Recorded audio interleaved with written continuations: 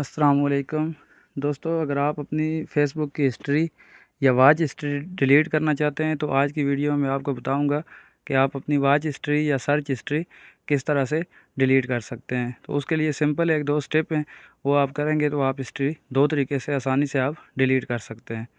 छोटी सी वीडियो है, इसको आप देखेंगे तो आपको समझ आ जाएगी कि आप किस तरह से डिलीट कर सकते हैं। तो सिंपली जो चीज़ भी आपने सर्च की होती है वो आप सर्च बार को जैसे क्लिक करते हैं तो उसके ऊपर वो सर्च जो की होती है वो सामने आ जाती है। आपने उसके ऊपर सी ऑल का ऑप्शन क्लिक करना है। क्लिक करने के बाद यहाँ पर सारी हिस्ट्री आपके सामने आ जाएगी कि आपने क्या सर्च किया है, क्या नहीं किया। ठीक है, उसके बाद अगर आप इसको क्लियर करना चाहते हैं, एक एक करना चाहते हैं, तो ये आपने एक एक कर लेनी है, वरना आपने क्लियर ऑल पे करने के बाद यहाँ से आपकी सारी हिस्ट्री डिलीट हो जाएगी। इसके अलावा एक तरीका और भी है, वो भी मैं आपको बता देता हूँ। उस तरीके से भी आप इसको डिलीट कर सकते हैं। उसके लिए आपने सेटिंग एंड प्राइवेसी और उसके बाद सेटिंग पे क्लिक करना है।